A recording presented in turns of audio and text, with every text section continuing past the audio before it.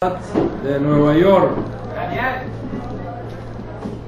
desde la República de Nueva York para el mundo. Damos gracias al Eterno por la bendición de poder estar aquí y compartir con ustedes la riqueza de la clase que tenemos para este día tan especial. La semana pasada, para esta hora más o menos, hace 8 días atrás, estábamos en la ciudad de Miami, Florida, Estados Unidos, compartiendo el tema si existió realmente Yeshua. Es decir, estamos hablando no de la historia de Yeshua, sino de la historicidad de Yeshua. Son dos cosas diferentes. Y cuando estábamos apenas en la introducción del tema, sobrevino una enorme tormenta eléctrica sobre toda la ciudad que dañó los transformadores de electricidad. Nos quedamos sin luz eléctrica, sin señal. Fue tremendo la tormenta terrible que pasó por encima de esa área. Todo se perdió, porque no se pudo salvar nada producto de esta situación inesperada y sobre la cual ninguno de nosotros tiene control. El Eterno sabe por qué. En todo caso, los hermanos que no estaban presencialmente allí en Miami, como ustedes acá en Nueva York, en esa ocasión que de pronto se desapareció el Jajam, y justamente cuando estaba hablando del transbordador espacial que se desintegró, ¡bum!, se desapareció el Jajam. Y entonces la gente se quedó con el deseo de que este tema sea tratado otra vez, de tal manera que podamos tener todo ese consejo tan importante de lo que hablamos. Y siendo sensible a esa necesidad y debido a la importancia que este tema tiene, vamos a tratar el asunto en esta ocasión, no desde Miami, sino desde Nueva York. ¿Cuál fue el tema? ¿Cuál fue el tema que se colocó en la mesa en la primera vez que hablamos de este asunto? Es uno de los más importantes temas que hemos tratado acá en la casa. ¿Okay? Ay, gracias.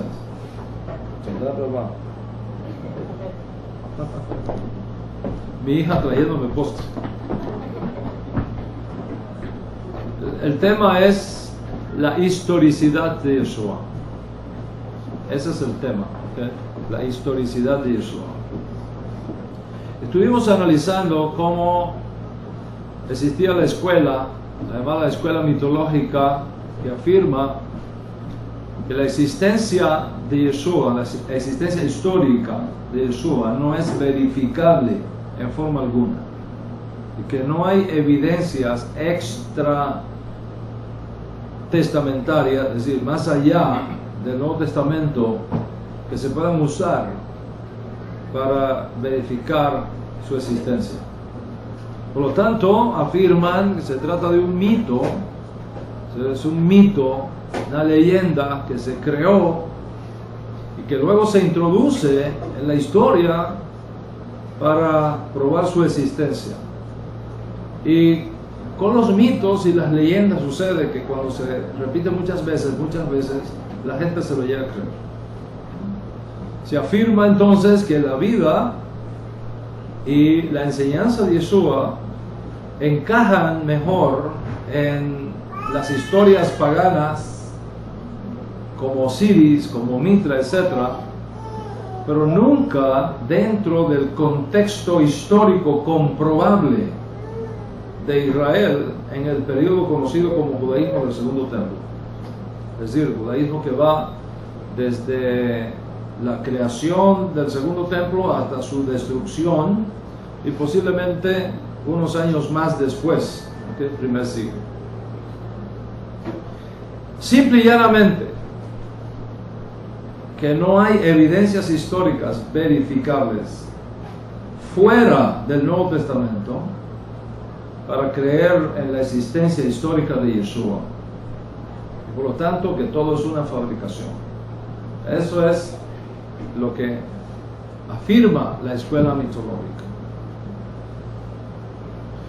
Que si prescindimos del Nuevo Testamento, si no existiera el Nuevo Testamento, el mundo no sabría nada acerca de Yeshua.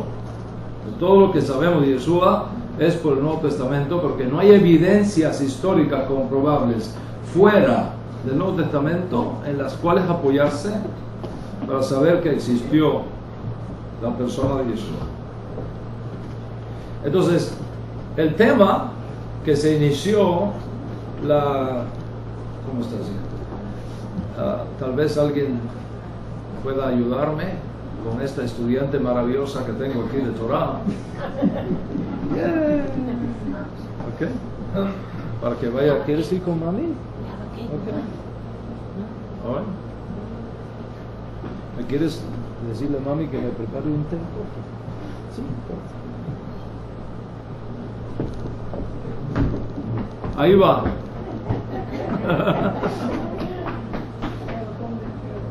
Entonces la pregunta es, ¿qué vamos a decir a esto? ¿Okay? ¿Qué vamos a decir a esto? ¿Podemos estar seguros, nosotros que creemos en Yeshua, que seguimos las enseñanzas de Yeshua, y más que eso,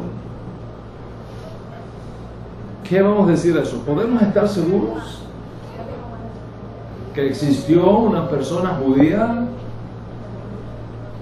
llamada Yeshua?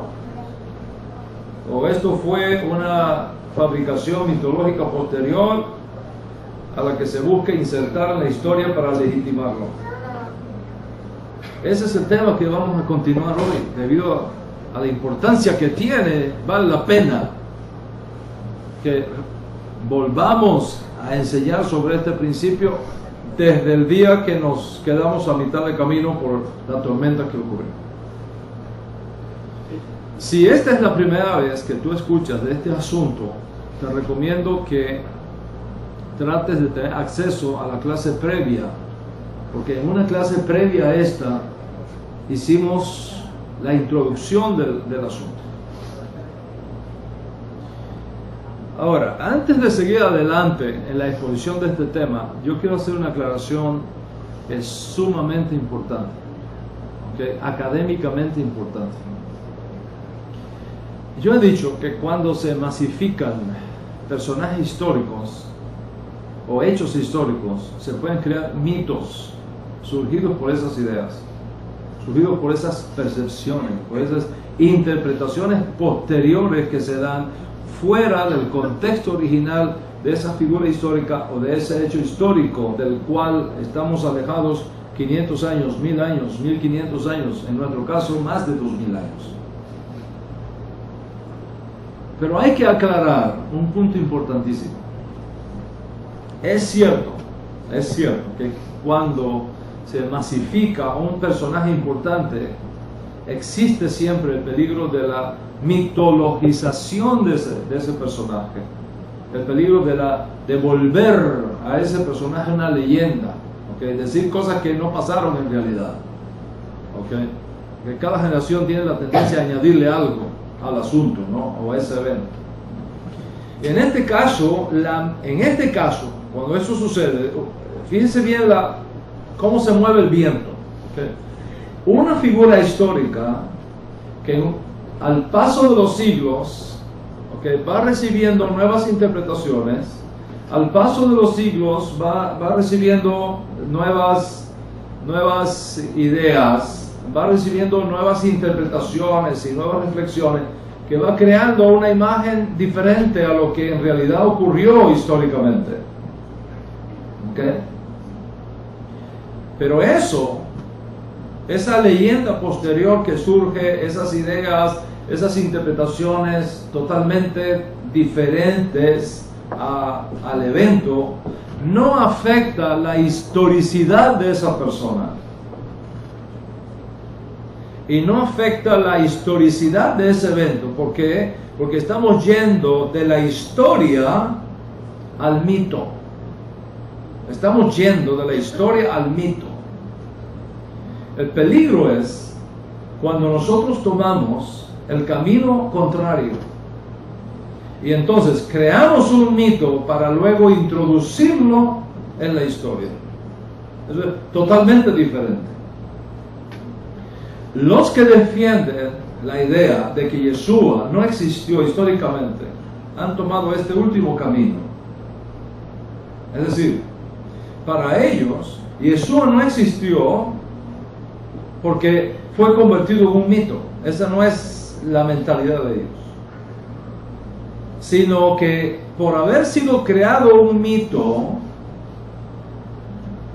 por haber sido fabricado el mito de su existencia, eso demuestra que no existió. ¿Ve la diferencia entre moverse en una dirección o en la otra dirección? Okay. ¿Cuál es nuestro acercamiento a Yeshua? Nuestro acercamiento a Yeshua es que existió el personaje histórico. Existió el personaje histórico.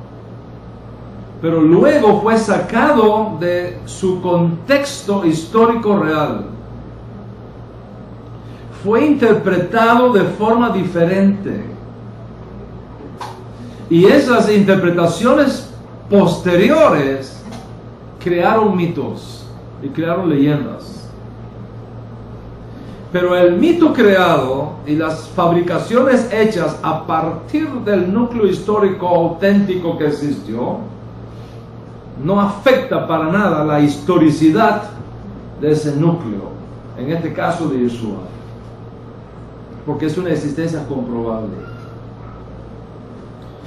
Consecuentemente, nuestro acercamiento al tema de la historicidad de Yeshua no corre del mito a la historia,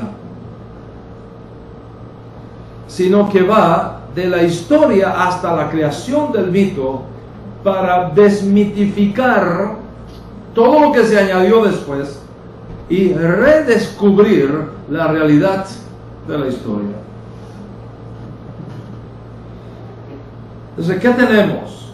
Esto es lo que tenemos. Si tú pones el mito primero y la historia después, entonces definitivamente Yeshua no existió.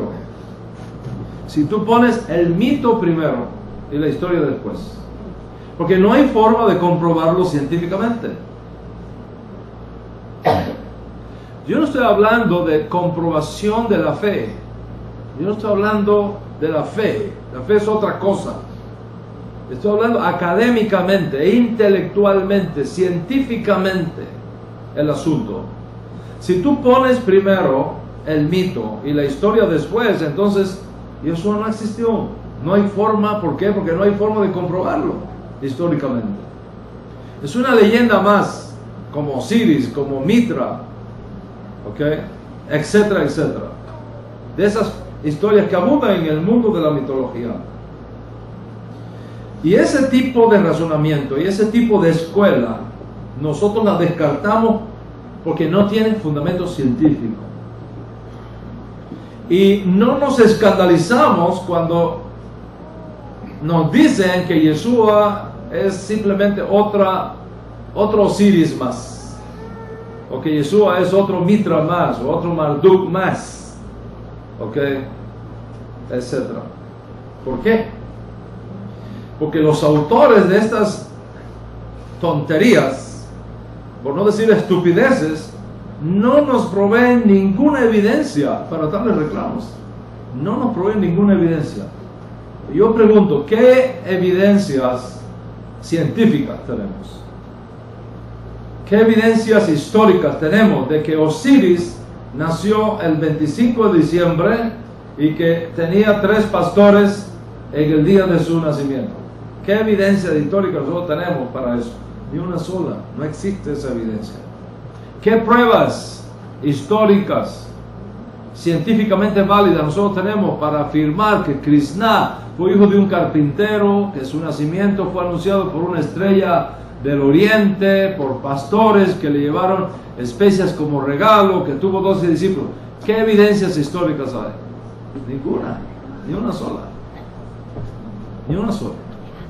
Así que pruebas tenemos para verificar que en efecto, ¿verdad?, Atis murió por la salvación de la humanidad y que fue crucificado en un árbol, que descendió al submundo, que resucitó después de 3 días. No tengo ni una sola. Los autores de estas mitologías no prueban ni una sola fuente del mundo antiguo. Ni una sola fuente. ¿Quieres llevar esto, mami? Dile que ese es el dessert, ¿ok? Y que me lo guarde, ¿vale?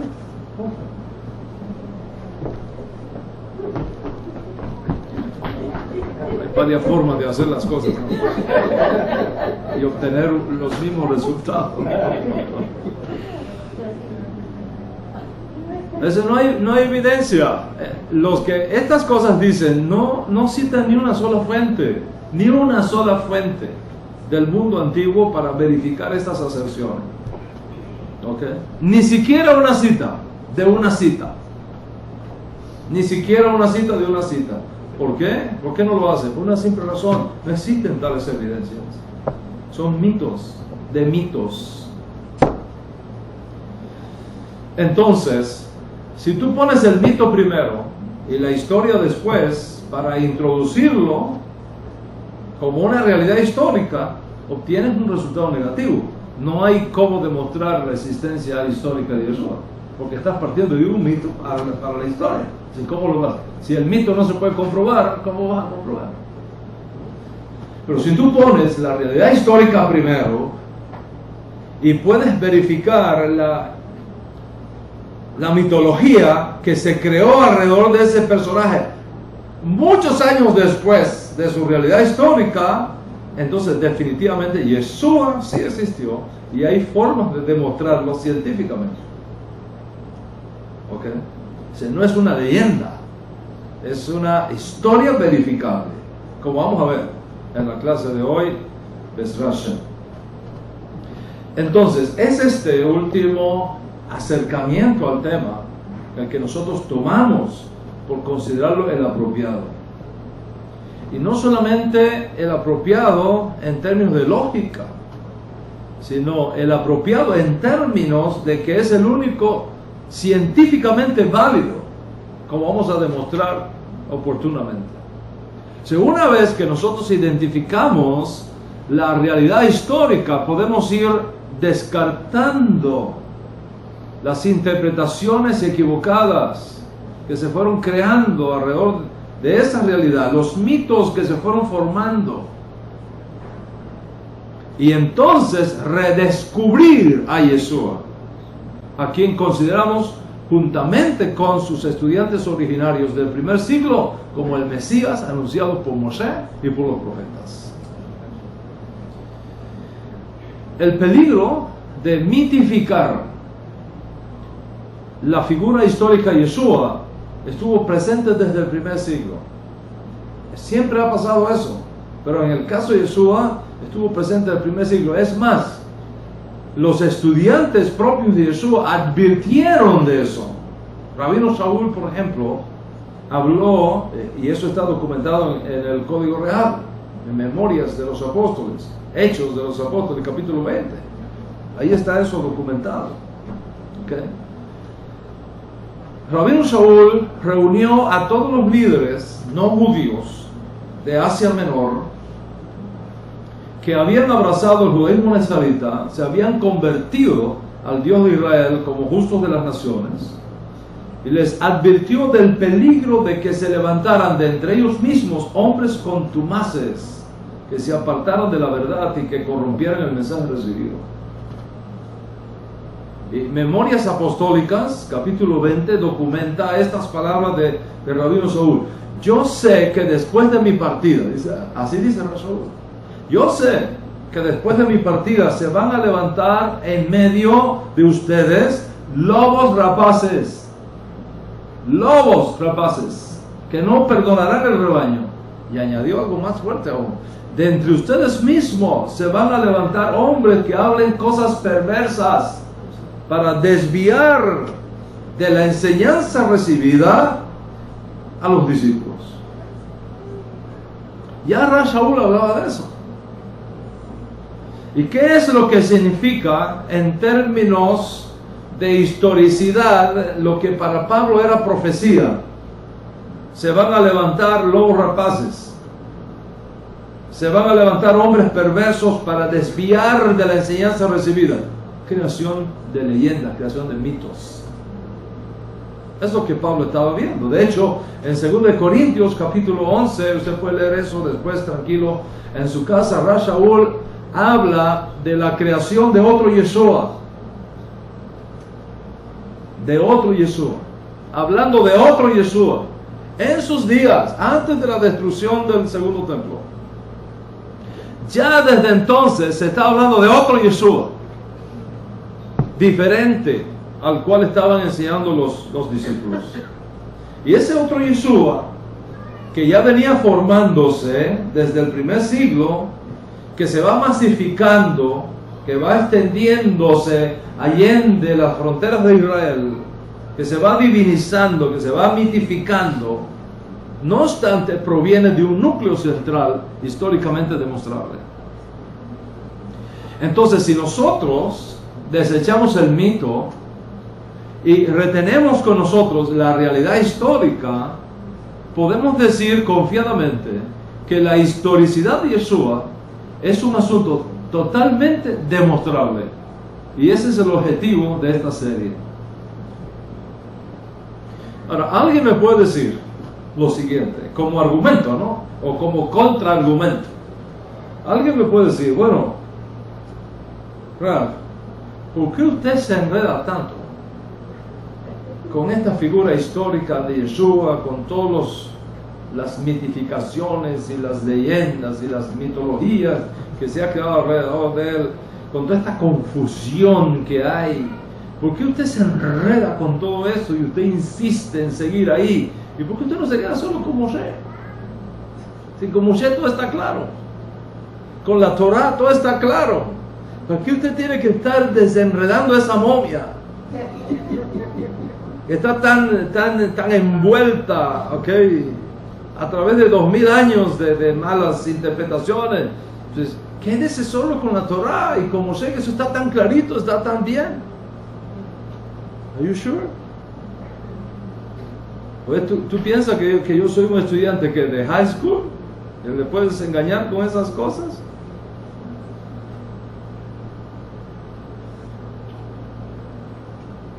Porque yo te hago ahora la misma pregunta. Si tú quieres que yo me deje de Yeshua, porque no hay forma de demostrarlo históricamente, es un enredo, demuéstrame fuera de la Torah que existió Moisés.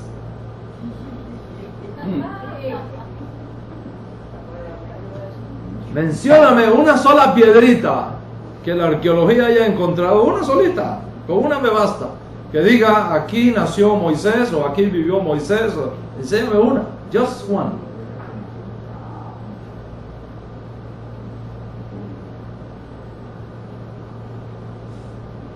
No existe evidencia histórica de Moisés, aparte de la Torah. No existe evidencia histórica de Abraham, aparte de la Torah. No existe.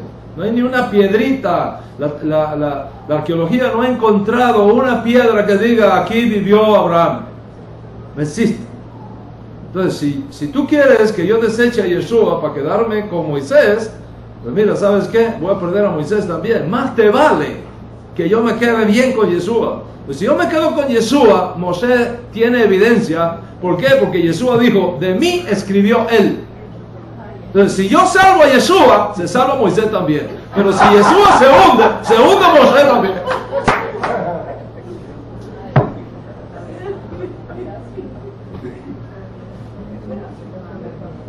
Porque allá vamos a ir. Solo que no es el tiempo todavía. Pero allá vamos a hablar de Moisés, de David, de Abraham, etc. De Yahshua. Vamos a hablar de Jericó. a ver qué realmente pasó ahí. Y tú me vas a explicar cómo Joseph en Egipto mandó camellos llenos de comida a su padre, cuando los camellos no habían sido domesticados todavía en aquella época. Tú me lo vas a explicar a mí. ¿Cómo es la cosa? Sonríe, que Hashem le ama muchísimo.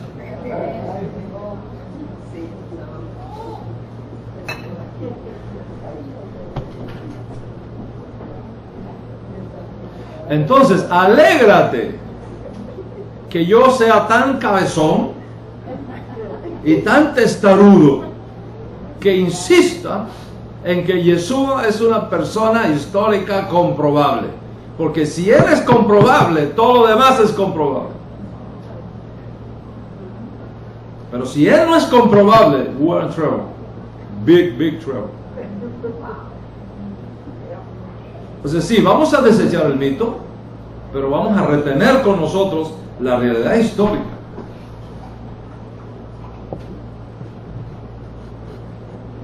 ¿Por qué?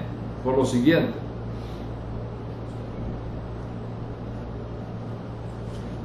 ¿Cómo existe el diamante? ¿Usted cree que el diamante existe en la tierra así como está en el anillo suyo? O en su... a las mujeres, bueno, ahora los hombres también, las mujeres o collar.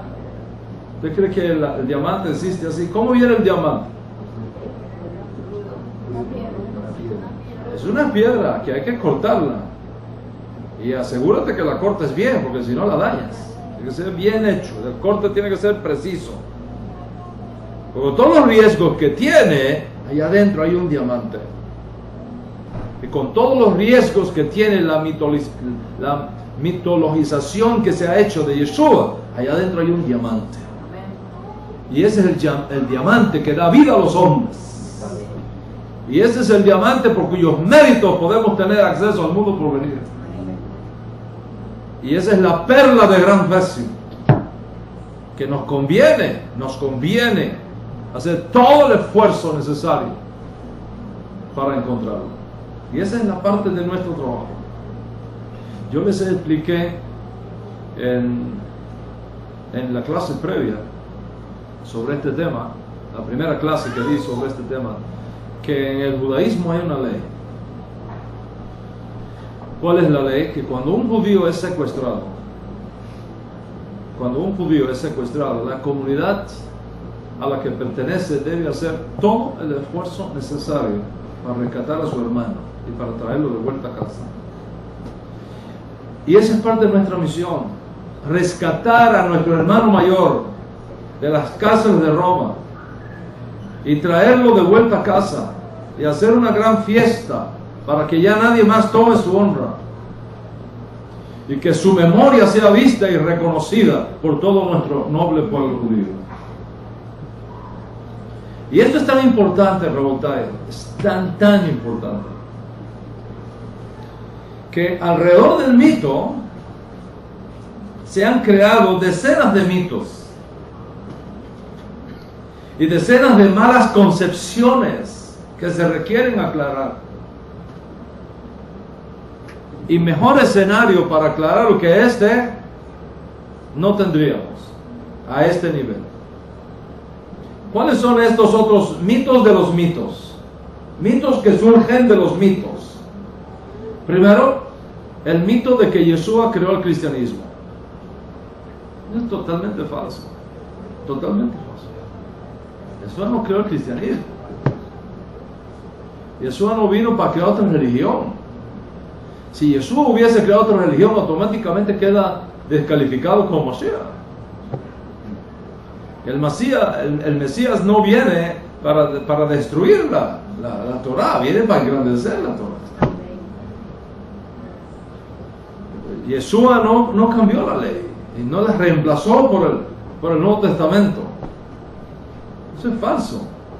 El Nuevo Testamento no es un reemplazo de la Torah. Como los profetas no son un reemplazo de la Torah. Los profetas y los escritos, los Nevií y los escritos, ¿okay? Los Ketubim, no son reemplazos de la Torah, son comentarios de la Torah. El Código Real es un comentario de la Torah, tomando en cuenta la persona del Mesías sufriente, la esperanza del Mesías invicto en la persona histórica de Yeshua. Decir, por tanto, que el Nuevo Testamento reemplazó la Torah, eso es un mito que viene por estos otros mitos que han surgido alrededor de la vida de Yeshua. Otro mito que surge de todo esto es que cualquier judío que siga las enseñanzas de Yeshua deja de ser judío y se hace cristiano. Ese es otro mito, totalmente fuera de lugar. Cuando tú sigues a ese otro Yeshua, creado por lo que el rabino Shaul llamó lobos rapaces que no perdonarán el rebaño, entonces ahí es que tú te haces cristiano. Pero cuando tú sigues al auténtico Yeshua, al Yeshua judío, al Yeshua histórico, te haces discípulo del rabino Yeshua y no eres parte del cristianismo, eres parte del judaísmo. Y no eres parte de un pueblo llamado iglesia, eres parte de un pueblo que se llama Israel. Esa es la verdad. Entonces, apoyarse en los méritos de Yeshua es algo tan judío que no tiene nada que ver con el cristianismo.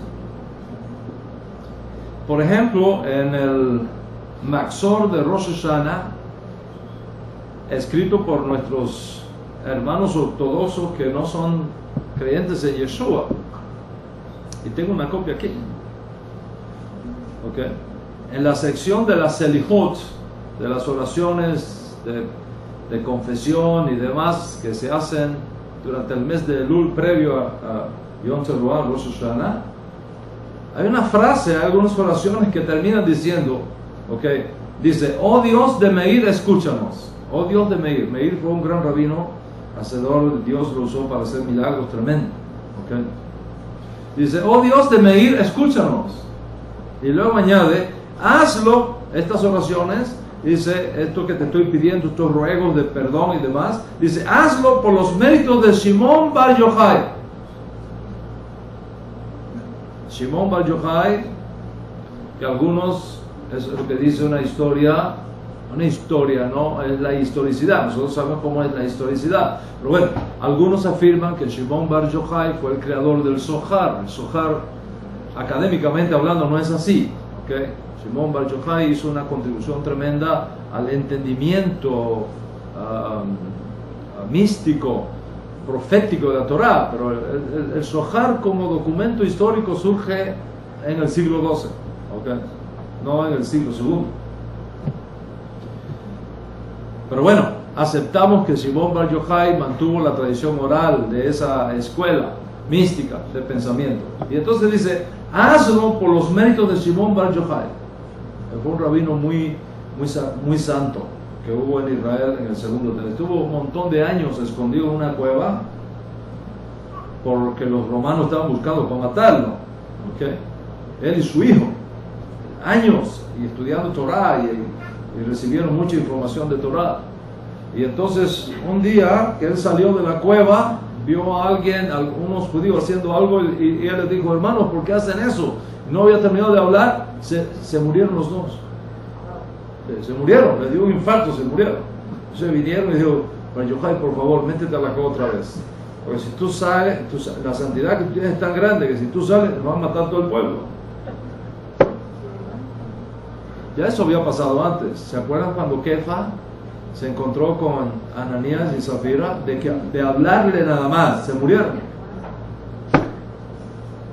Usted no tiene idea lo que significa estar en presencia de un tzadik de estas dimensiones.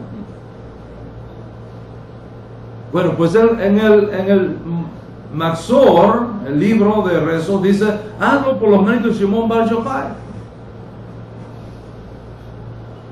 Y los Breslov, cuando oran, en muchas de sus oraciones ellos introducen la frase que los méritos de Nachman de Breslov nos cubran. Mire el poder de los mitos. O sea, cuando un Yehudí ora y dice que los méritos de Shimon Bar Yochai me cubran, o que los méritos del Rabí Nachman de Breslov me cubran, eso es judío. Pero si nosotros decimos que los méritos de Yeshua Mashiach nos cubran, no, eso es cristiano. Mire el poder de los mitos, ¿ok?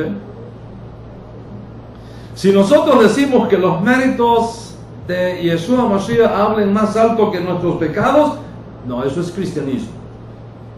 Pero si nosotros decimos que los méritos de Nachman de Breslov hablen más alto que nuestros hierros, no, eso es judío.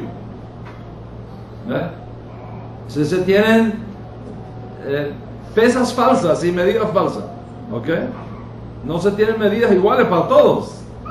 Medimos una cosa con una pesa y otra cosa con otra pesa, y eso no es judaísmo. Si nosotros invocamos los méritos de Yeshua para acercarnos a Dios, nos dicen que estamos violando el mandamiento de no tener dioses ajenos delante de ti. Si invocamos a Yeshua, escúchanos por los méritos de Yeshua, no, estás violando el mandamiento que dice no tendrás dioses ajenos delante de mí.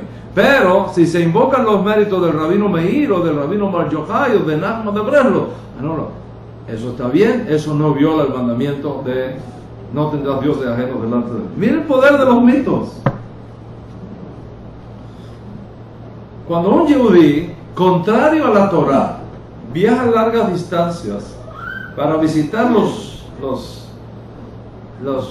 las tumbas de los tzadikim, para rogarles que oren por ellos a Dios, porque ellos supuestamente están más cercanos a Dios que nosotros, eso es judío.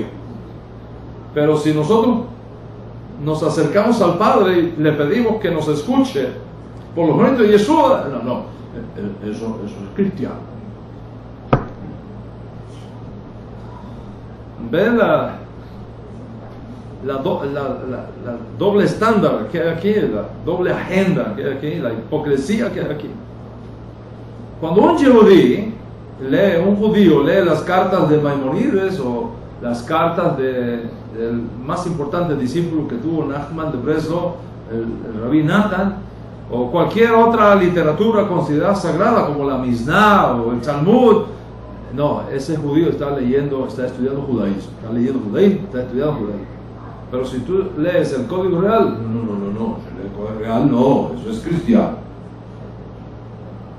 Ve el doble estándar. O sea, la fuerza del mito crea el mito de que el Código Real es un documento no judío, que es la Biblia cristiana, que no es la Biblia hebrea. Y entonces estudiar Torah, estudiar Talmud, eso es judío.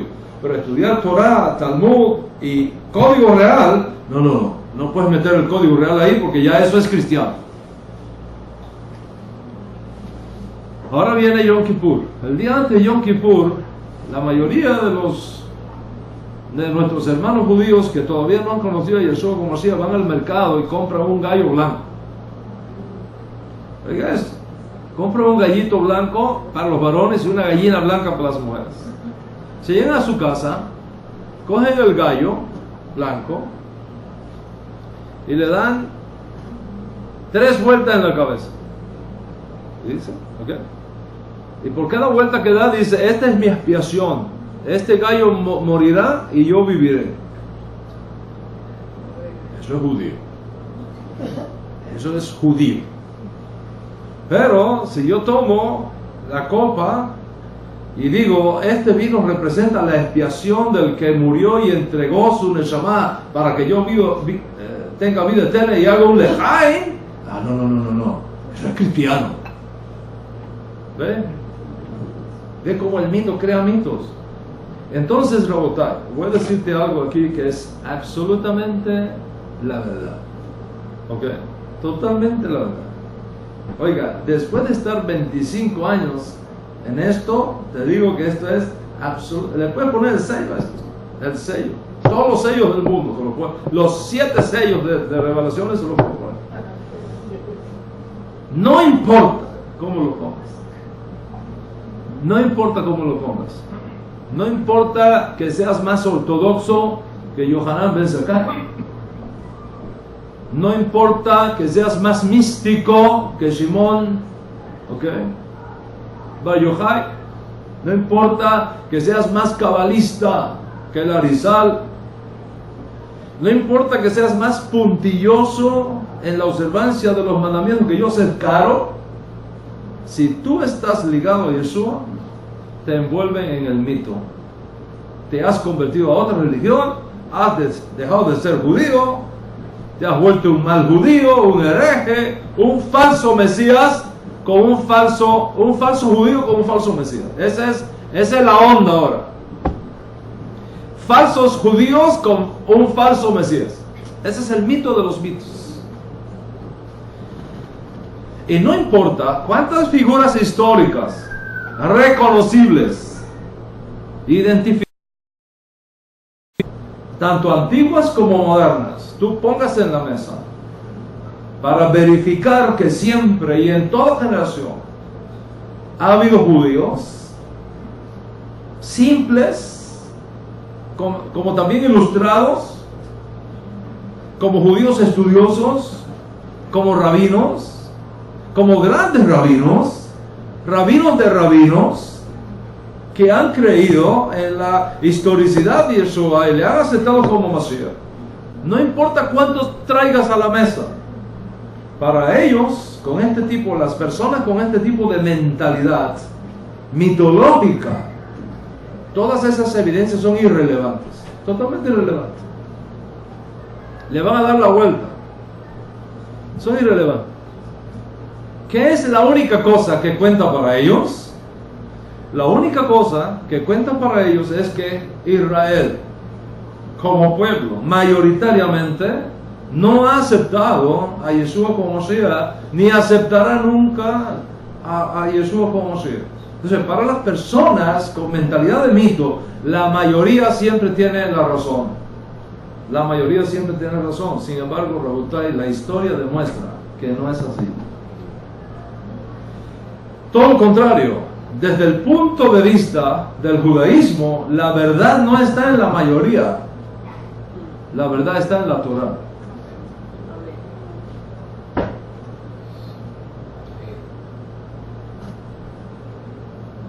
¿Oíste lo que dije?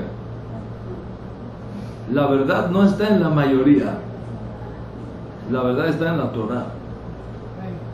Porque si la verdad estuviera en la mayoría, entonces el cristianismo y el islamismo fueron la verdad. Porque son la mayoría.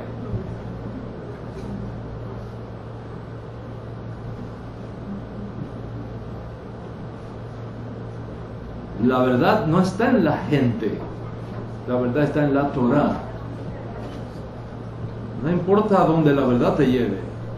Está en la Torah. Aunque te quedes solo en una cueva, si estás con la Torah, estás con la verdad. Y el mundo entero está equivocado.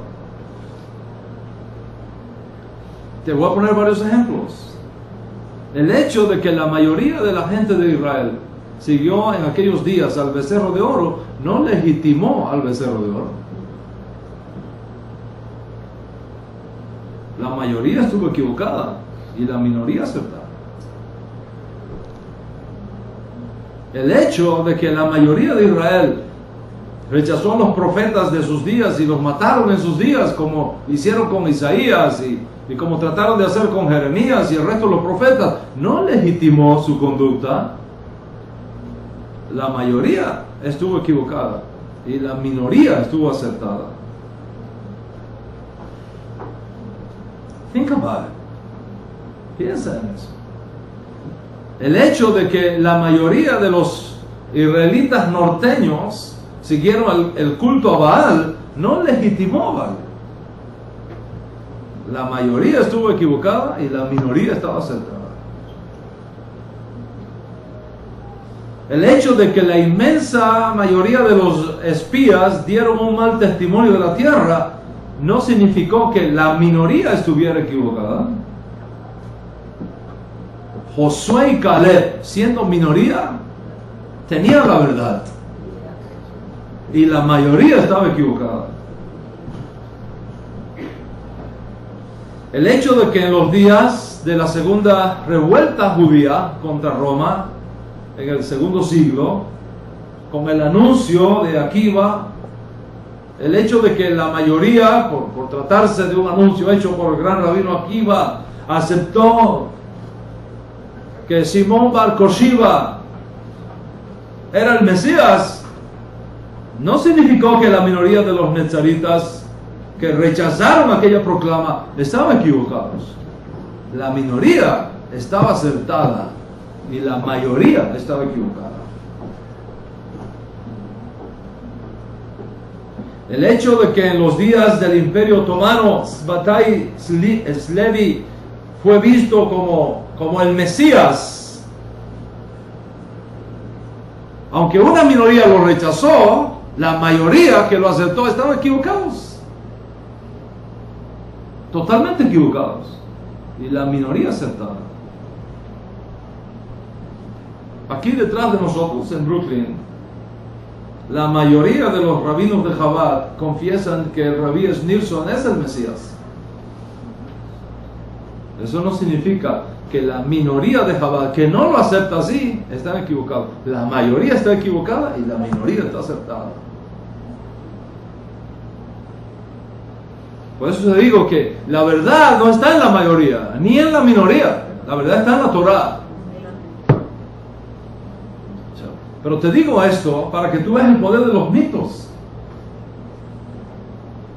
Y para que veas las agendas que están de los que les conviene los mitos. Porque viven de ellos. Entonces, en la mente judía, de forma intencional y con la mira de frenar lo que es infrenable y con la mira de enajenar lo que es inajenable y con la mira de ocultar lo que es inocultable, se aprovechan para decir frases como el cristianismo, paréntesis, ya sea mesiánico, ya sea nezarita o cualquier otro tipo de cristianismo, ¿ves? Y mete el judaísmo nezarita como parte del cristianismo. Lo mete en el mismo saco. Cuando ellos saben muy bien que el judaísmo nezarita no es cristianismo. No es cristianismo. Ellos saben muy bien que Yeshua no fue cristiano. Ellos lo saben muy bien. Ellos saben muy bien que los estudiantes de Yeshua no fueron cristianos. No crearon el cristianismo. Ellos saben muy bien que los estudiantes originarios de Yeshua no crearon la iglesia. Ni iban los domingos a misa. Ni bautizaban en el nombre del Padre, del Hijo y del Espíritu Santo.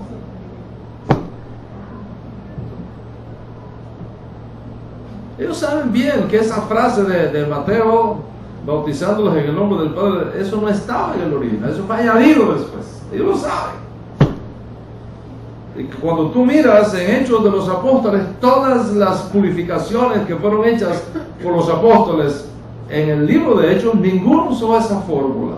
Eso vino después, fue añadido después. Ellos lo saben muy bien. Y ellos saben que los cristianos originarios fueron los que crearon todas estas cosas, a partir de fines del primer siglo y comenzando en el siglo II de ahí en adelante. Pero los discípulos de Yeshua y de los apóstoles del primer siglo no crearon el rosario, ni crearon la frase Dios de Dios y luz de luz. Ni usted nunca oyó a ningún apóstol decir María, Madre de Dios, ruega por nosotros los pecadores, ahora y en el día de nuestra muerte, amén. Eso no se le ocurre a nadie que haya estudiado un poco. Ellos saben eso. Ellos saben que esa frase popular, Jesús era un niño cristiano que iba todos los domingos a la iglesia, es un mito buscando entrar en la historia. ¿Y por qué un mito? Primero porque no es Jesús. En primer lugar porque no es Jesús, es Yeshua.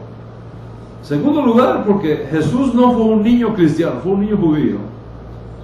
Tercero porque no iba a la iglesia, iba a la sinagoga y al templo de Jerusalén. Y cuarto, porque no adoraba en domingo, adoraba en Shabbat.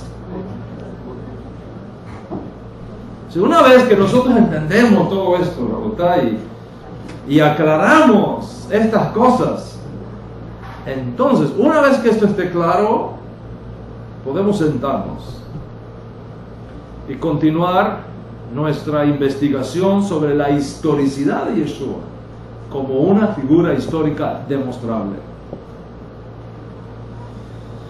Entonces, la pregunta que tenemos en la mesa es: ¿qué tan demostrable es Yeshua históricamente hablando?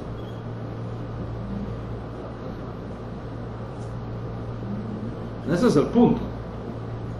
¿Qué tan demostrable es históricamente hablando Yeshua? ¿Cómo tú puedes estar seguro? ¿Y cómo tú puedes estar segura? Más allá de cualquier duda razonable. ¿Cómo tú puedes estar absolutamente seguro que existió, históricamente existió el Yeshua judío, que nosotros tenemos como Ribi, como maestro y como Mashiach? ¿Cómo puede demostrarse históricamente que existió esa figura llamada Yeshua, que fue un judío, que fue un rabino itinerante de sus días, predicador, maestro de Torah, especialista en contar parábolas, hacedor de milagros y portentos, que fue colgado de un madero al estilo como los romanos crucificaban a los que consideraban una amenaza política para el imperio en los días de Poncio Pilato, gobernador de Judea, cuando ocupaba la silla imperial en Roma, el famoso emperador Tiberio? ¿Cómo lo sabemos? ¿Y cómo podemos estar seguros de eso? ¿Y cómo vamos a enfocar nuestra discusión de este tema que nos ha convocado en la conferencia de hoy? A la hora de hablar, preste mucha atención.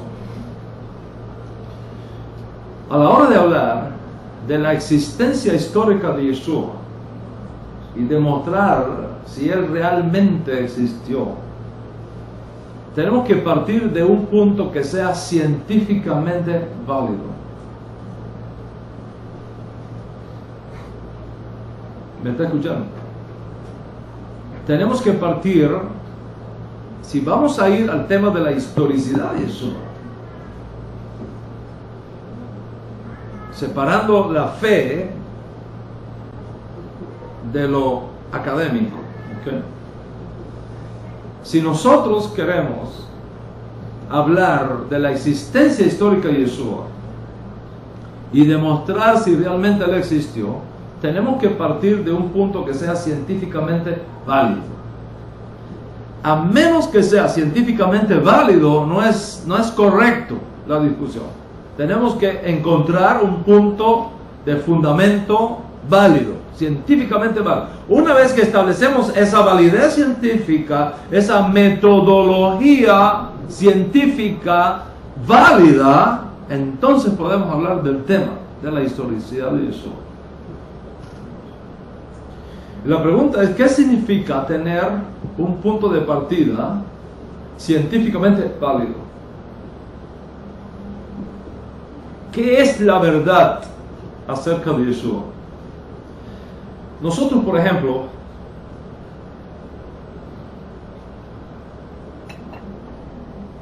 nosotros decimos que la Torah es emet, es decir, que es verdadera, que es confiable. Pero ¿qué significa en la mente judía que algo es emet,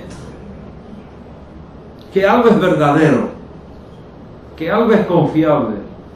¿Qué significa en la teología judía que alguien es la verdad? ¿Qué significa eso? Vamos a presionar un poco más la idea. ¿Cómo sabemos que Dios existe? ¿Cómo nosotros sabemos que Dios, el Dios de Israel, Yuhe-Bahe, es Emet, es verdadero. ¿Quién lo ha visto? ¿Quién lo ha visto? ¿Quién ha hablado con él?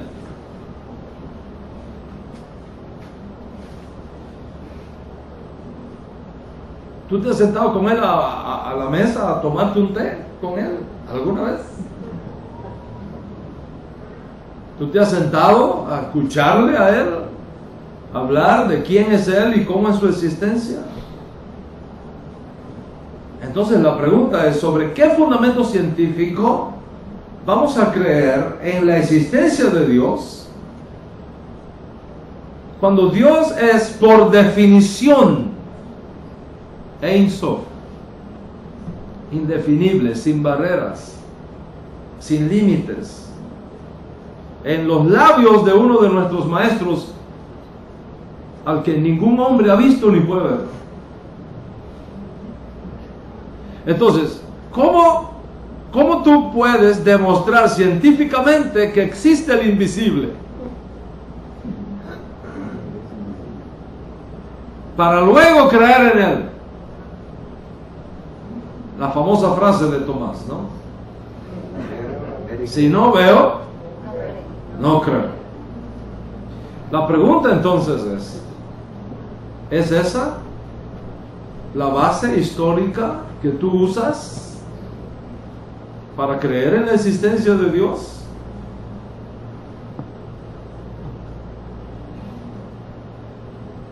Para ti, la existencia de Dios está determinada a si alguien es un testigo ocular que lo vio y habló con él y se sentó con él.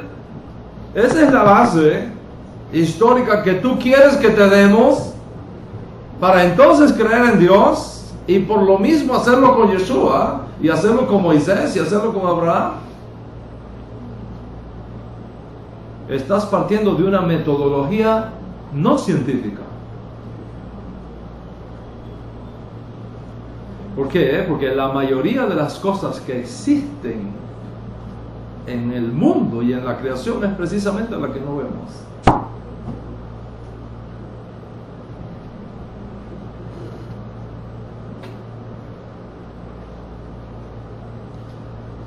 Pero podemos presionar esto un poco más todavía, podemos exprimir este pensamiento un poco más todavía. ¿Cómo podemos demostrar científicamente que existió un hombre llamado Abraham?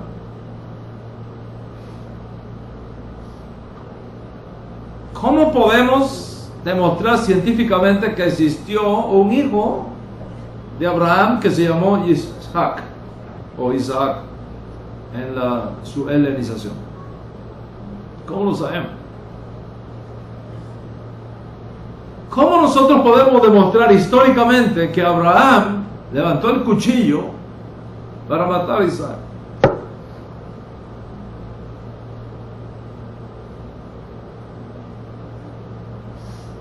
Tú me dices a mí, bueno, es que está escrito en la Torah. Yo no, por la Torah no vale. Porque si vamos a tomar la Torah como evidencia de que existió Abraham y de que existió Isaac y todo el sacrificio de Isaac y demás, también vamos a usar el Nuevo Testamento para demostrar que existió Yeshua. Pero tú me dices a mí, quita el Nuevo Testamento. Yo te digo a ti, quita la Torah.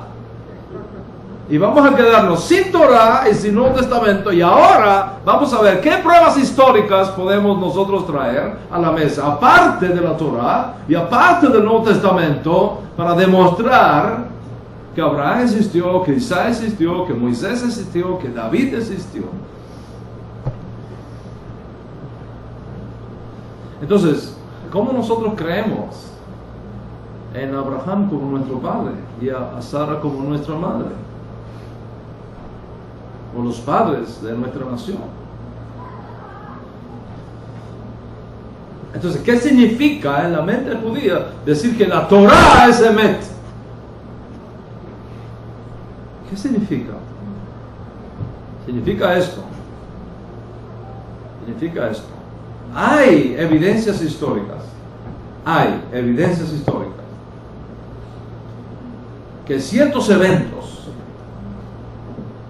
descritos en la Torá sucedieron. Hay evidencias históricas, pero no tenemos pruebas irrefutables, científicamente válidas, para afirmar que todo lo que está escrito en la Torá realmente ocurrió de forma históricamente comprobable. Entonces, debido a la naturaleza del tema que estamos tratando, la pregunta es, ¿cuál es el método científico válido que podemos usar para demostrar, con el caso de Abraham, o con el caso de Moisés, o con el caso de David, o con el caso del Éxodo, también el caso de Jesús? ¿Cuál es ese método científico? ¿Existe ese método científico? Existe ese método científico. Claro que existe. Por supuesto que existe. Pero es un método científico diferente al resto de los métodos científicos más conocidos.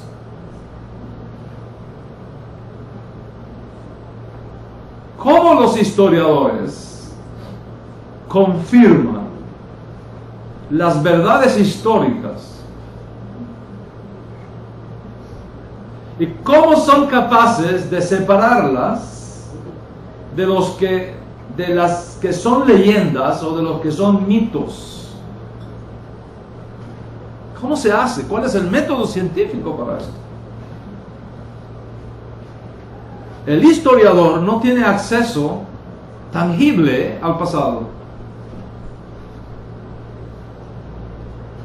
¿Me está escuchando lo que estoy hablando?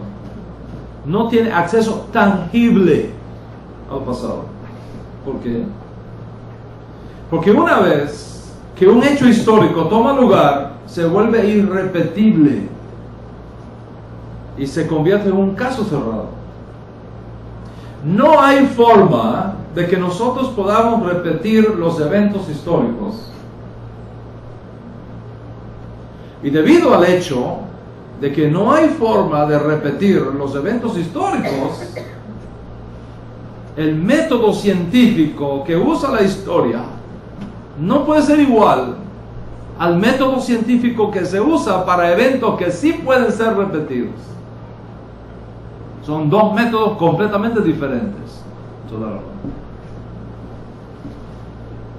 En la ciencia química, por ejemplo, o en la ciencia física, tú puedes repetir un evento en el laboratorio cada vez, 1, 2, 3, 4 veces, hasta llegar a una conclusión científica. La conclusión es que cada vez que yo junto esto con esto, me da esto. Si yo junto esto en esta cantidad y esto en esta cantidad a esta temperatura, siempre obtengo este resultado. Entonces, esto es el método. Científicamente es así.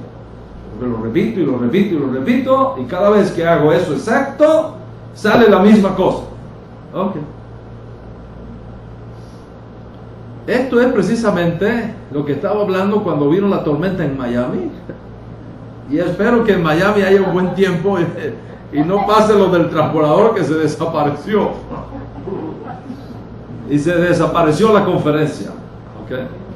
Yo estaba mencionando, para ilustrar esto, el transbordador Columbia. Lamentablemente, ya conocemos la historia, se desintegró en el aire, destruyendo la vida de todos sus tripulantes a 40 millas de altura. Imagínate eso, a 40 millas, no metros, 40 millas de altura. Okay. Multiplica una milla por 1.6 y te va a decir cuántos kilómetros de altura estaba eso. 40, estaba dando casi 70 kilómetros de altura. De ahí no llega ningún misil. Así que no fue un caso de Osama Bin Laden. Porque uno dice, no, como iba un judío ahí, a lo mejor le mandaron un misil. A 70.000, 80.000 kilómetros de altura no hay ese riesgo. Por lo menos no hasta ahora. No solamente eso, venía bajando a 12.500 millas por hora. Son velocidades, cósmicamente hablando, no son tan altas, pero para nosotros aquí en la Tierra es lo más rápido que nosotros tenemos para el hombre moverse. Faltaban solo 16 minutos para aterrizar en la Florida. No solo con la riqueza de estas almas adentro, sino con la cantidad de experimentos científicos que se habían hecho en el espacio. ¿Qué pasó? ¿Qué causó este accidente? ¿Cómo es que se desintegra en los aires de la atmósfera de Texas? ¿Qué pasó? Se nombró un comité de investigación que tuvo acceso al video de despegue y notaron que en unos segundos después del despegue una partícula de metal se desprendió de uno de los tanques y golpeó el ala izquierda del transbordador. Son cámaras especiales. Okay. ¿Se podría haber sido esto capaz? Entonces vamos al laboratorio. Se fueron al laboratorio, repitieron el experimento una y otra vez, trajeron la misma pieza que usa el transbordador para proteger de insulación, para proteger precisamente de la entrada, el calor tremendo que se crea ahí, y no pasó nada. Golpeó ahí, no pasó nada. Ponen el video de nuevo y detectan que el golpe fue en la, vamos a decir así, en la teja, en el tile número 9 del ala izquierdo. Entonces buscaron la compañía que fabrica eso y digo, tráiganlo el número 9. Y trajeron el número 9, lo pusieron en el mismo ángulo y con un acelerador de partículas a 600 millas por hora, que era el momento en que estaba moviéndose el transbordador, en el instante que ocurre el accidente, dispara la partícula que ve en el mismo ángulo. Efectivamente le hizo un hueco. Un pequeño orificio, una pequeña rotura. Y cuando viene descendiendo a 12.500 millas por hora, el calor que genera la entrada a la atmósfera coló por ese huequito, por esa rotura y destruyó todo. Y se supo realmente cuál fue la falla. Se supo la verdad. Caso cerrado. ¿Cómo supimos la verdad en este caso? ¿Cómo lo supimos? Porque se trata de eventos que son repetibles. Estamos tratando con cosas físicas que se pueden llevarse a un laboratorio y probarse vez tras vez y vez tras vez hasta ver qué pasa. Pero tú no puedes hacer eso con los personajes históricos. Tú no puedes hacer eso. Uno no puede regresar al pasado y llegar al año. La idea de la máquina del tiempo esa, de la famosa película de la máquina del tiempo, que tú te vas para atrás o te vas para adelante, esa misma. ¿Ok? Eso es ciencia ficción hasta ahora. Hasta ahora. Es ciencia ficción. Nosotros no podemos regresar al año 2000, antes de Yeshua, y ver si Abraham realmente salió de Ur o no. No podemos. Nosotros no podemos regresar 1400 años atrás para ver si es verdad que un niño llamado Moisés estaba en una arquilla de junco calafateada por fuera y por dentro, moviéndose por el río Nilo. No podemos. Nosotros no podemos ir atrás 1000 años y reproducir el escenario para ver si fue verdad que Samuel ungió al más pequeño de los hijos de Isaí y lo coronó rey de Israel. No podemos. Y lo mismo pasa con Yeshua. Nosotros no tenemos acceso a la verificación de los personajes históricos del año 30 de nuestra era.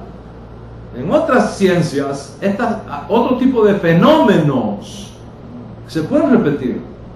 Y repetir y repetir hasta verificar resultados. Y una vez que repetimos una fórmula con los mismos ingredientes y en las mismas condiciones y obtenemos un mismo resultado, entonces podemos decir, esto es Emet. Esto es, científicamente es Emet.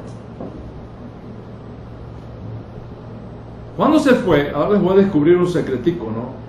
Cuando se fue la luz en Miami, perdimos el contacto con tierra. En la exposición en Miami, yo no sé los que vieron, no sé si ustedes se recuerdan, los que, me imagino que ustedes se recuerden, porque ustedes están viendo la primera parte acá, ¿verdad? ¿Ustedes se recuerdan que yo tenía 2 recipientes en la mesa? Un recipiente con agua y un recipiente con piedras. ¿Se recuerdan ahora? Ok.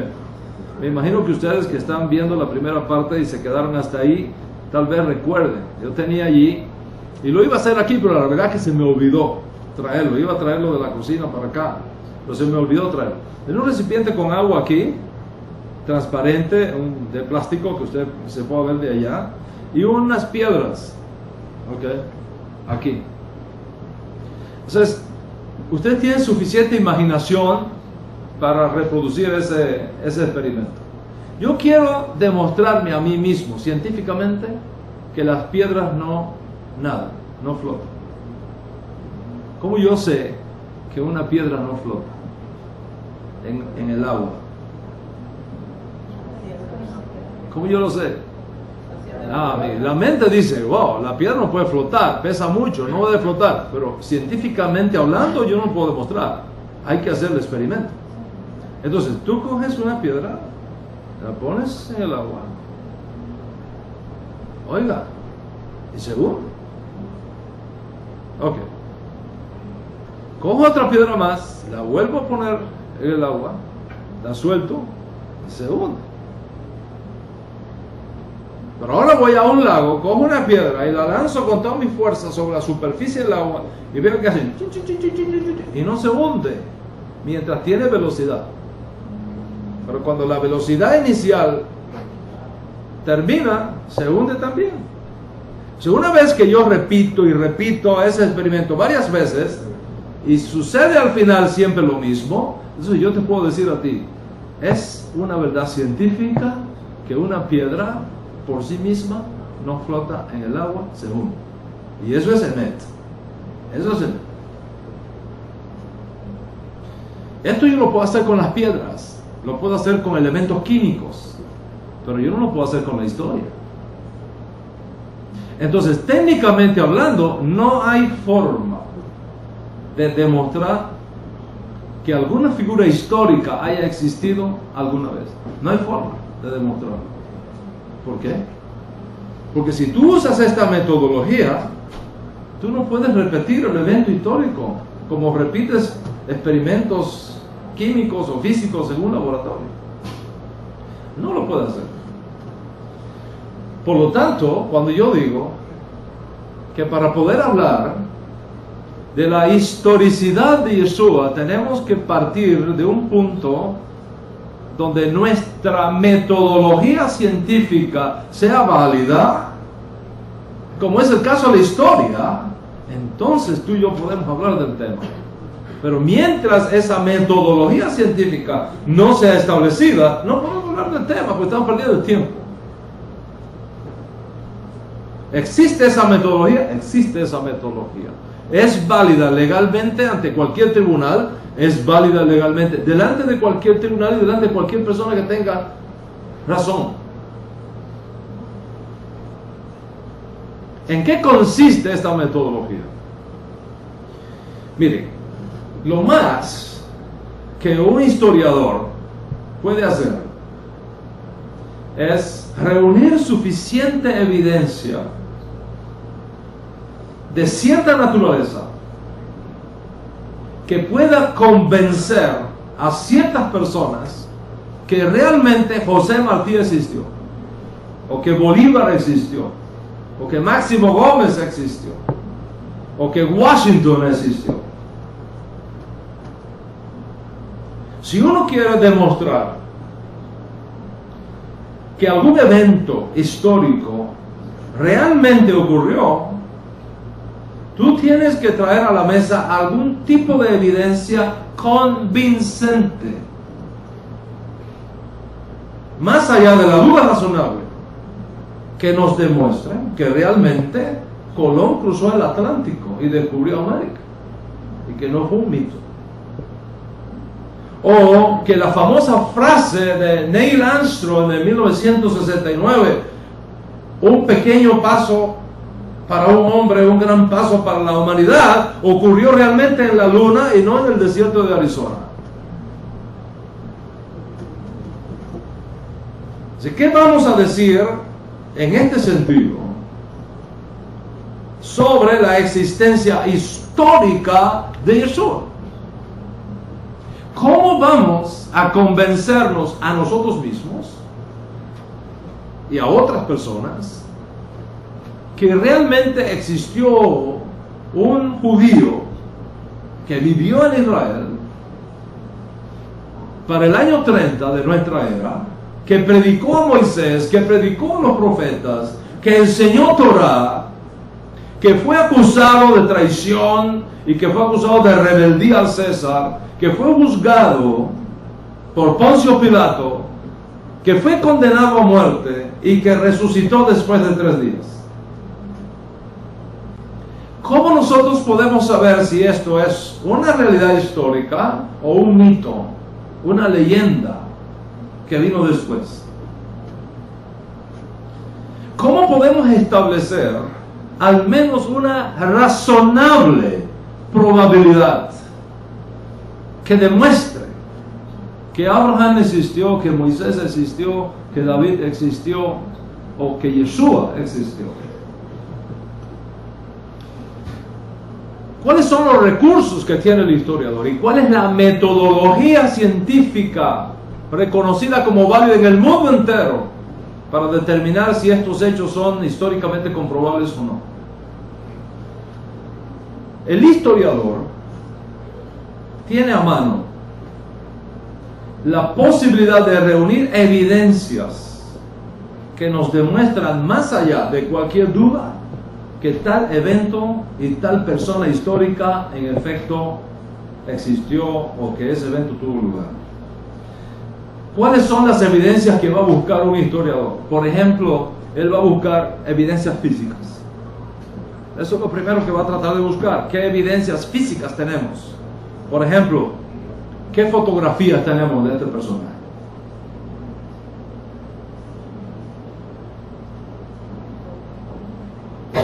¿O qué video tenemos de este personaje? Bueno, aquí tenemos una fotografía, aquí tenemos un video. Ok, vamos a ver si esa fotografía es auténtica y si ese video es auténtico. Los otros días salió un video de este señor, yo no sé si llamarle señor, por respeto a lo que yo represento aquí, que degolló a estos 2 muchachos nuestros, periodistas, en pleno desierto allá en Siria, Irak, y después al británico con el cuchillo. ¿Qué evidencia nosotros tenemos de que ese video es auténtico? Pues acá lo tomó el Servicio de Seguridad de Inglaterra, el Servicio de Seguridad de Estados Unidos y otras naciones tecnológicamente desarrolladas verificaron y se comprobó que el video es auténtico. El video es auténtico, que el lenguaje es auténtico, incluso por el lenguaje se supo hasta quién era. Ella se tiene ubicada la persona, que tenía acento británico, todas esas cosas tomaron la forma de la voz, la compararon, ya la tiene ubicada. Ahí científicamente hablando se puede demostrar estas cosas. Se puede ver si la foto es auténtica o no. Se lleva a un laboratorio y se ve, ¿es auténtica o es un invento de Photoshop? ¿O es auténtico? Por ejemplo, es muy difícil que alguien inteligente niegue que existió José Martí cuando nosotros tenemos fotos comprobadas auténticas de José Martí. ¿Cómo tú vas a negar que no existió José Martí? Tenemos la foto. Esa es la evidencia. Es muy difícil negar, por ejemplo, que Bin Laden existió, no podemos negarlo. Están las fotos, tenemos los videos de su existencia. ¿Qué tan seguro podemos estar que fue capturado y que fue ejecutado? Bueno, de Saddam Hussein sabemos que murió, porque tenemos el video, tenemos las fotos, tenemos el cuerpo enterrado, está la tumba, el hombre está ahí, el cuerpo. Pero ¿qué de Bin Laden? El gobierno no nos ha dado las fotos, ni nos ha dado el video, ni nos ha enseñado el cuerpo. Entonces, ¿cómo podemos demostrar que efectivamente fue muerto? De que el tipo no está, porque no ha salido más. Pero científicamente hablando, ¿cómo podemos estar seguros que está muerto? ¿A dónde está el cuerpo? ¿Por qué no nos lo ha enseñado?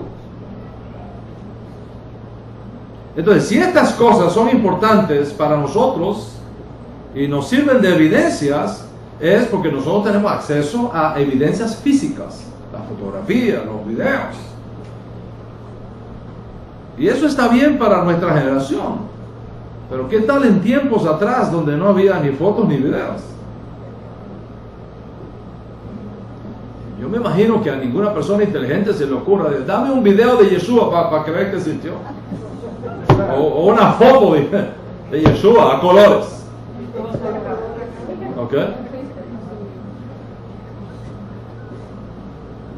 ¿Me entiende lo que estamos hablando aquí? Tenemos que ponernos de acuerdo en el método científicamente válido, si no estamos perdiendo tiempo. La otra evidencia, por ejemplo, que buscan los historiadores son documentos históricos que hablen de ese personaje. Esa es otra evidencia. ¿Qué documentos históricos nosotros tenemos que hablen de ese personaje? Mientras más cercanas sean esas escrituras a las fuentes, mejor todavía. Porque menos tiempo ha pasado, menos posibilidades de mitificación, menos posibilidades de desarrollar un mito, una leyenda. ¿Okay? Por ejemplo, si los registros históricos nos hablan de Moisés a través de escritos que nosotros ahora sabemos que cuando se hace el examen demuestran que fueron escritos 500 años después de Moisés, y ahora tenemos reportes de otros escritos sobre Moisés que fueron escritos 100 años después de Moisés. Pues por supuesto las evidencias de los escritos 100 años después de Moisés es mucho más importante para nosotros que los escritos que surgen 500 años después de Moisés. ¿Por qué? Porque menos tiempo de crear leyendas. Las leyendas no se crean en una generación. Para que una figura histórica se convierta en leyenda tiene que pasar varias generaciones, porque mientras esté la leyenda, mientras esté la generación que vio la figura histórica, tú no le puedes inventar la leyenda. Porque ahí están los testigos que dicen, no, espérate un momento, eso no fue así. Las leyendas siempre ocurren años, siglos después, cuando no hay cómo demostrar, no hay testigos oculares. ¿Por qué es tan importante para nosotros que los testigos oculares que tenemos del holocausto, que ya quedan poquitos, se están muriendo todos porque ya pasó tantos años, hablen y digan y dejen testimonio de lo que pasó en la Alemania nazi? Porque cuando vengan las generaciones futuras y ellos no estén, entonces pueden venir los mitos. Pero mientras ellos estén vivos, ¿qué tú vas a decir? Si ahí están ellos. O sea, mientras más cercano esté un documento de la persona histórica que se está estudiando, más credibilidad histórica y más probabilidades tenemos de demostrar su historicidad. Y por otro lado, mientras más documentos tengamos que hablen de la persona, más evidencias tenemos de su historicidad.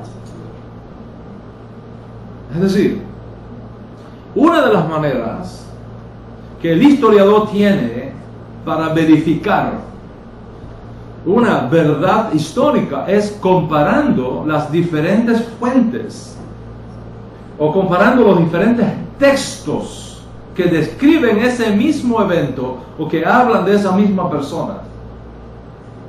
Por ejemplo, si nosotros tenemos 2, 3, 4 o 5 descripciones de un determinado personaje o de un determinado hecho histórico con perspectivas parecidas, pero al mismo tiempo diferentes, eso constituye una buena evidencia de que ese personaje histórico o ese evento histórico realmente tuvo lugar.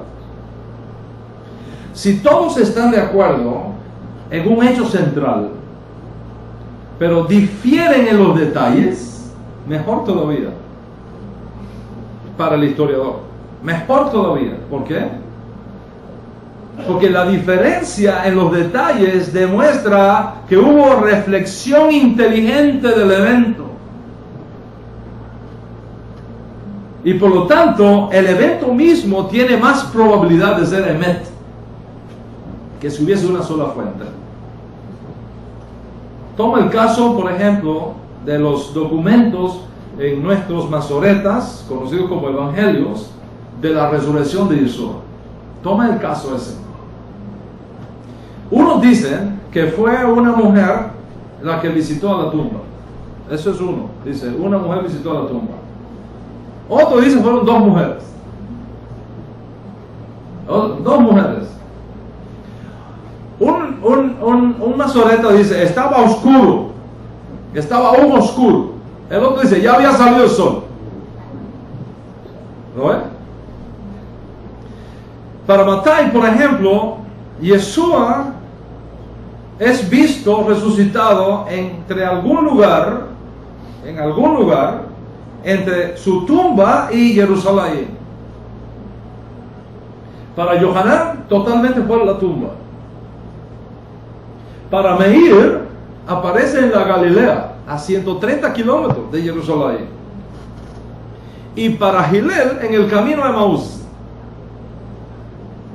a 11 kilómetros de Jerusalén, aproximadamente.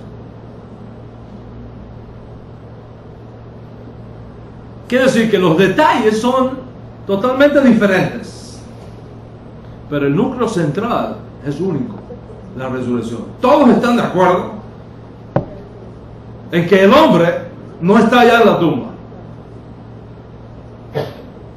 No están de acuerdo en los detalles. Y precisamente para el historiador, eso es excelente información. ¿Por qué? Porque nos habla de diferentes momentos. Nos habla de diferentes percepciones. Nos habla de diferentes reflexiones que personas inteligentes hicieron de un hecho. Por lo tanto, cuando tenemos esto, aumentan considerablemente las evidencias a favor del evento. Es decir, que la resurrección no fue un mito, que fue un hecho real, pero que impactó de forma distinta a personas distintas en momentos distintos.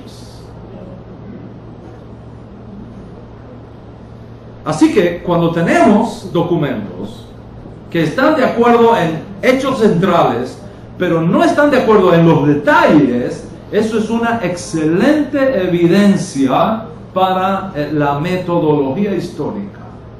La metodología histórica, no física, no química, la histórica. ¿Por qué? Porque esa diferencia de los detalles significa que hubo personas que reflexionaron de forma diferente y por lo tanto fue registrado de forma diferente, y por haber sido registrado de forma diferente nos dice que el hecho histórico tiene probabilidades de haber ocurrido.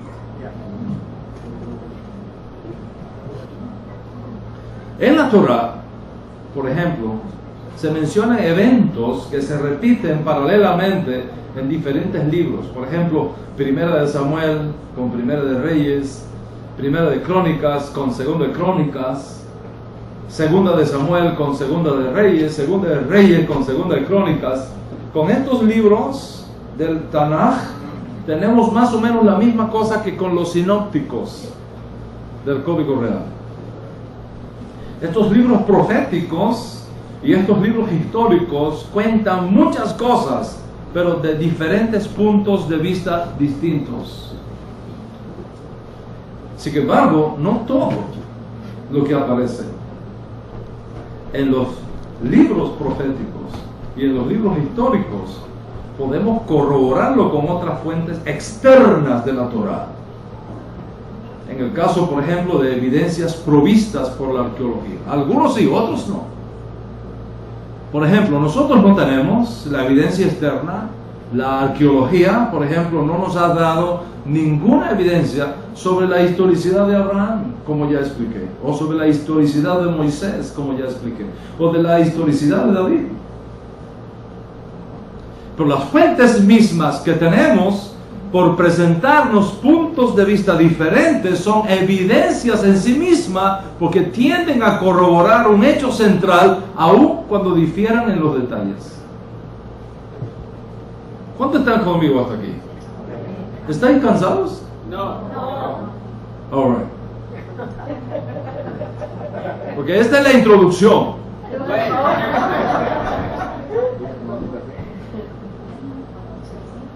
All right.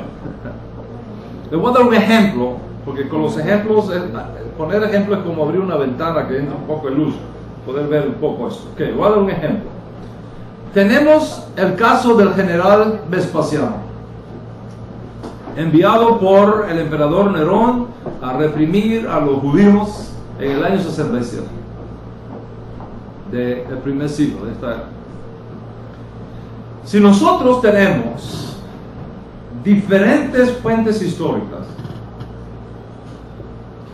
que nos dice que en efecto Vespasiano estaba en Roma y que fue despachado con su hijo Tito a la provincia de Judea para reprimir aquella revuelta judía que se había levantado allí, eso significa que el evento histórico probablemente ocurrió. Pero si tenemos otra fuente que dice que Vespasiano estaba en Siria y que nunca visitó Judea, entonces tenemos un serio problema, porque no tenemos evidencia, tenemos contradicción, o bien en la fuente o bien en el hecho histórico. Entonces esto no es una buena evidencia, y el historiador tiene que estar capacitado y educado y entrenado para ver qué tan buena es una evidencia y qué tan buena no es una evidencia.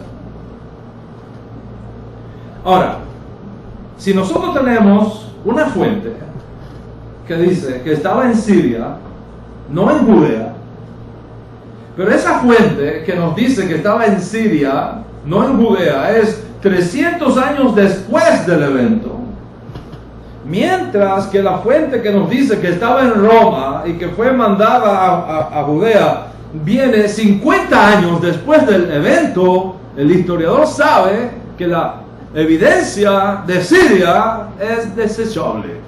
Ahí se creó un mito, ahí se creó una leyenda, porque tenemos una de 50 años que nos dice una cosa diferente. Entonces, ¿a dónde tenemos que poner el ojo? A la que esté más cercana al evento. Y esta es la metodología difícil, pesada, con la que el historiador tiene que abrirse paso en la historia. Y de esa manera él va formulando su hipótesis. Entonces el historiador tiene que estudiar las fuentes y tiene que conocer las lenguas originales de las fuentes que está estudiando. Si usted va a ser historiador de esta época del judaísmo del Segundo Templo, usted tiene que conocer acadio, usted tiene que conocer arameo, usted tiene que conocer hebreo, usted tiene que conocer latín, usted tiene que conocer griego. Usted no puede depender de traducciones. El historiador tiene que ir a las fuentes y leerla por sí mismos, por sí mismo, por sí misma. Entonces, mira el tiempo de las mismas en relación con el hecho histórico que se está discutiendo. Mira si las fuentes son independientes o si se apoyan unas a otras. Y entonces acude a otras ciencias de apoyo, como es la arqueología, como es la paleontología, como es la lingüística antigua, ¿ok? La papirología y todos esos especialistas, sentarse con ellos y discutir estas evidencias. Por ejemplo, si 3 autores mencionan que Sócrates enseñó en Atenas, pero una cuarta fuente previa menciona lo mismo, entonces en realidad tienes una sola fuente. para el historiador hubo copia. Voy a repetirlo para que vea cómo es que funciona la metodología científica de la historia, sobre la cual tenemos que estar de acuerdo para verificar si Yeshua es una persona histórica o no es una persona histórica. Repito, tú tienes 3 historiadores que mencionan que Sócrates enseñó en Atenas, pero te encuentras con una 4ª fuente que dice lo mismo, pero que es previa a estas 3. En realidad tú no tienes 3 fuentes, tú tienes una sola fuente y esos 3 se copiaron, porque dicen lo mismo que la original. Entonces un historiador tiene que estudiar estas cosas y ver, ¿esta evidencia es una evidencia de colaboración o es una evidencia de corroboración? Y va armando su hipótesis. Entonces, no por ser historia, es una ciencia menos exigente que las otras ciencias. Y la pregunta es, ¿qué evidencias, partiendo de esto, qué evidencias tenemos de la existencia histórica de Yeshua? ¿Qué evidencias tenemos una vez que establecemos esta base de metodología científica que aplica a la historia? ¿Qué evidencias tenemos de la existencia histórica de Yeshua? Vamos a comenzar por las evidencias físicas.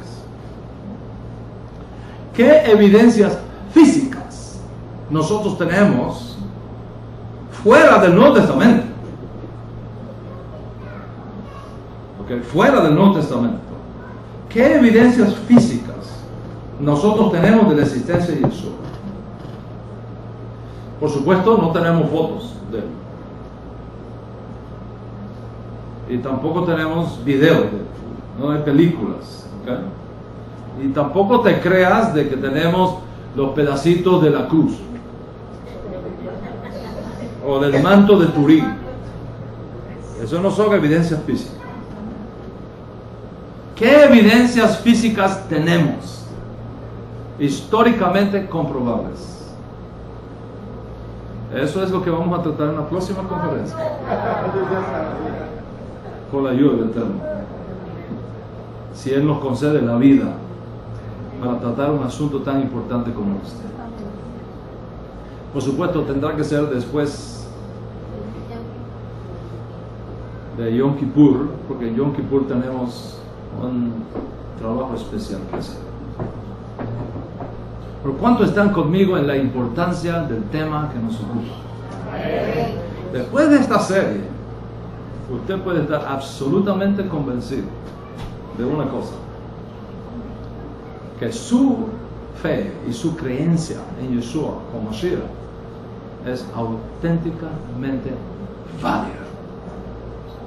Que no es un mito, que no es una leyenda, que es una verdad tan extraordinaria como el sol y como la luna, que ves todas las noches y todas las mañanas. Paz sea sobre ti y paz sea sobre todo Israel. Amén y amén.